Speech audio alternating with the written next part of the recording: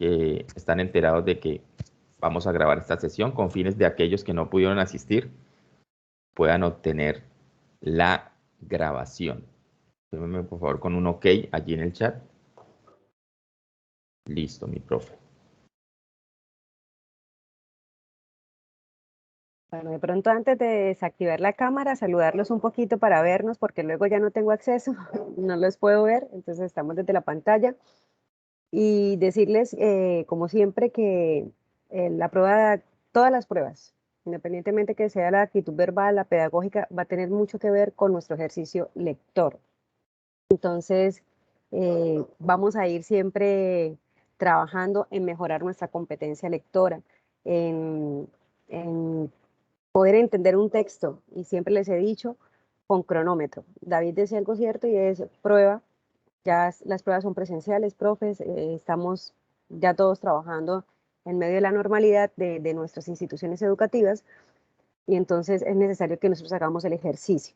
Y yo los felicito de verdad porque no han esperado para último momento, sino que han estado paso a paso. Yo le digo a mis estudiantes que iniciar un curso o iniciar una meta es como uno prepararse para un partido de fútbol. Yo no sé si les gusta el fútbol, pero a mí sí, me gusta por lo menos verlo, no jugarlo, pero verlo. Y para eso hay que hacer entrenamientos.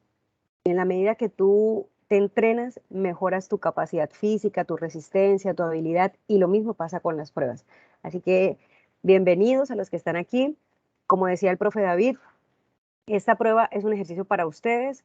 La idea de mi parte nunca va a ser, digamos, llegar a polemizar, porque recordemos que con lenguaje pasa algo, y es que siempre nos va a parecer que esa es la respuesta correcta.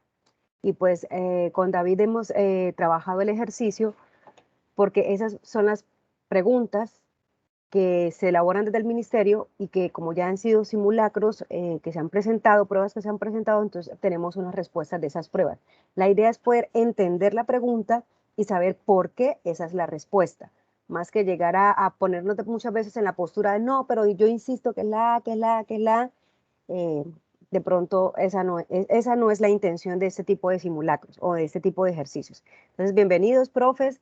Cualquier pregunta, como ya les había dicho, vamos a hacerla a través del chat, siempre manejando pues normas de respeto. Yo en este grupo no hemos tenido ningún inconveniente. Aquí todos somos adultos, todos somos, gracias a Dios, como muy educados, muy respetuosos, podemos expresar, podemos preguntar. Si tiene cualquier inquietud, téngala ahí presente. Siempre, como dice David, yo les recomiendo tener el material en físico para que hagan el ejercicio. Bueno, y vamos a ir preguntando. Yo ahorita me apago la cámara, pero sí me gusta, David me va diciendo, muchas veces pregunto, cuál marcaron? Porque ya eso es un ejercicio que ustedes han hecho previamente, ¿vale? Entonces, damos por inicio esta sesión. Listo, profe, muchas gracias. Allí, simplemente para hacer un paréntesis, yo he estado subiendo el primer simulacro que hicimos de componente pedagógico a las redes sociales por preguntitas, el video, lo que fue la retroalimentación. Y por allí un profe me comentó que estaban mal formuladas las preguntas porque no tenían que ver con las respuestas.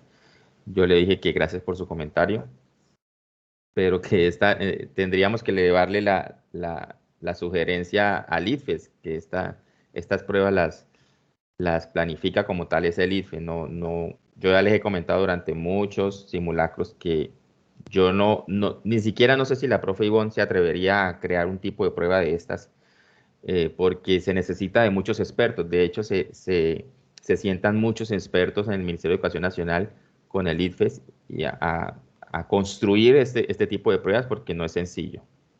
Sí, David, exactamente. Es un ejercicio, como tú le decías ahorita, de expertos. Tú puedes diseñar la prueba. Aquí vamos a hacer una propaganda. Tú puedes diseñar una prueba, tú puedes mandar la pregunta al IFES, no solamente para las de ingreso docente, sino también pruebas saber tercero, pruebas saber quinto, noveno, 11. Esas pruebas se las pagan, cada pregunta tiene un valor, entonces como trabajo tú las diseñas, las envías, ellos las revisan, como tú dices, con un equipo de expertos. Recordemos que esas preguntas no van a ser lo más fácil que nosotros podamos querer, precisamente porque estamos hablando de una prueba de ingreso para, para un cargo. Entonces, a veces son cosas sencillas y yo les quiero compartir a ustedes una experiencia muy pequeña cuando mi hermana trató también de pertenecer a una empresa. Y ella, todo bien, sus preguntas bien, pero en el momento de hacerle la entrevista, tuvo una pequeña falla. Y les comento como para que ustedes vean como esos pequeños detalles que es donde se fijan mucho. Le hicieron una pregunta sencilla. ¿Tú eres casada, soltera, casada o soltera? Y ella respondió, vivo en unión libre. En ese momento, pues estaba en unión libre y eso fue un motivo para descalificarla. Porque uno se pregunta y luego ya uno cuando habla con psicólogos se asume que la persona que no toma decisiones es una persona inconstante, una persona indecisa, una persona que en cualquier momento puede dejar las cosas tiradas porque precisamente como no hay un compromiso, no hay una responsabilidad, es fácil abandonar un cargo o abandonar un puesto.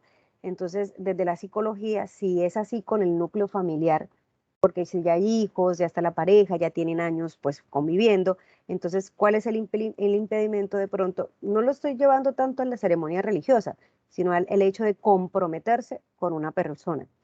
Entonces, cuando ya entendimos un poco ese concepto, decíamos, en cierta forma tienes razón, porque tú cuando hablas con una persona que en unión libre dice, no, es que si las cosas no funcionan, nos vamos, nos separamos, cada uno coge por su lado.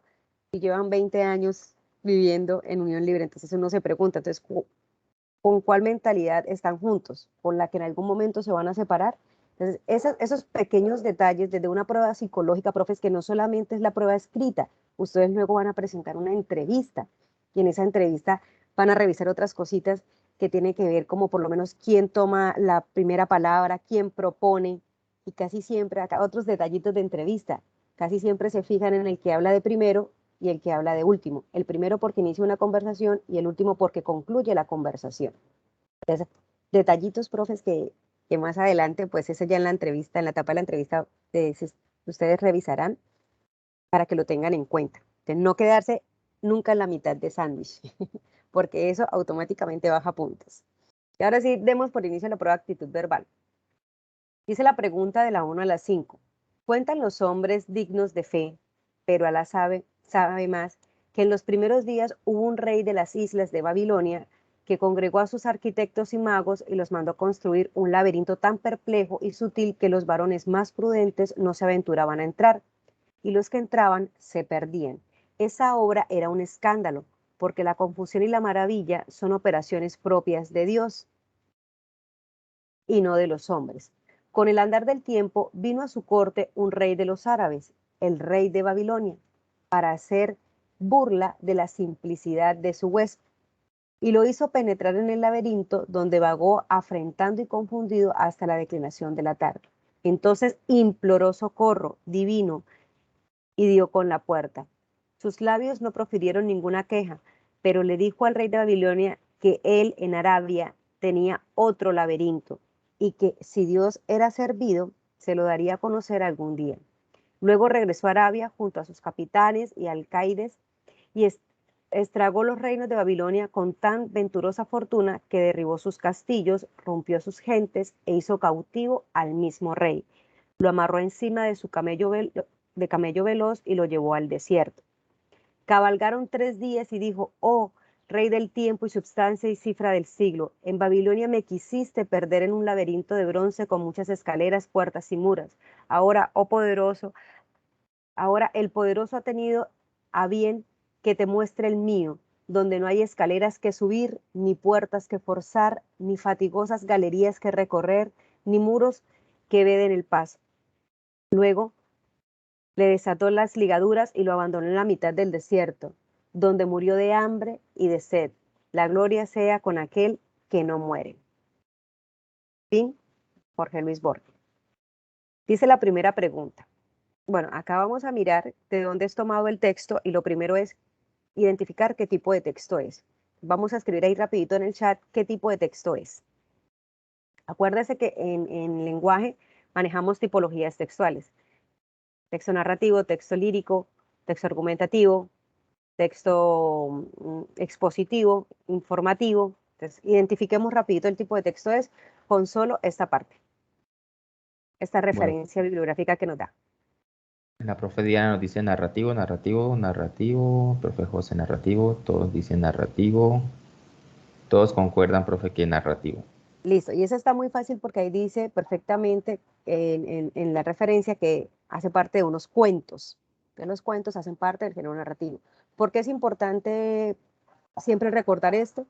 Recuerden que yo les digo que la tipología textual nos da como esa silueta, esa figura, así como tú reconoces que allá viene tu esposa, tu esposo, tus hijos, por su contextura, eso es lo que nos da y nos permite comprender mejor el texto. Entonces dice la primera pregunta. Al finalizar la historia, el rey de Arabia dice que en su laberinto no hay escaleras que subir, ni puertas que forzar, ni fatigosas galerías que recorrer, muros que veden el paso. Con estas palabras, el rey árabe enumera qué. Ya, perdón, ¿qué hace el rey árabe? ¿Qué marcaron ustedes? Porque ya lo resolvieron. A ver, profes. A, B, C o D.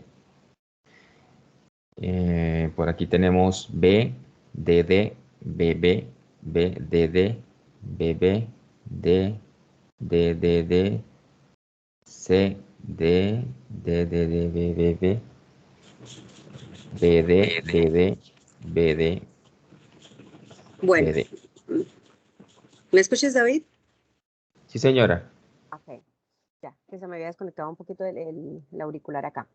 Bueno, acá me hacen referencia, dice que él, ya sabemos pues que hace referencia al desierto, ¿cierto? Cuando él lo deja ya tirado en el desierto.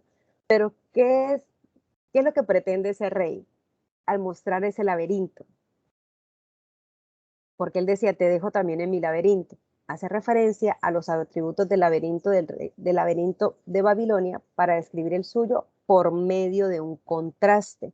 Porque recuerden que el otro rey ya le había mostrado su laberinto y precisamente por eso es que él enumera cosas. Ah, no hay escaleras que subir. Eso quiere decir que en el otro laberinto sí lo tenía. No hay puertas que forzar. Eso quiere decir que el otro laberinto sí lo tenía. Entonces presenta las características de este laberinto en el desierto, pero haciendo contraste con lo que el rey tiene allá. Entonces la respuesta de este sería la B.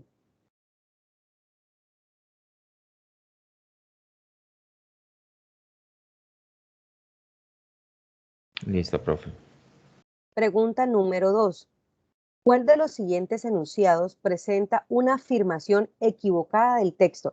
Ahora mire que me llama mucho la atención porque este simulacro, de pronto más adelante vamos a mirar otras preguntas, hablan casi siempre como de información sobrante, de información que ahí dice una palabra, información equivocada.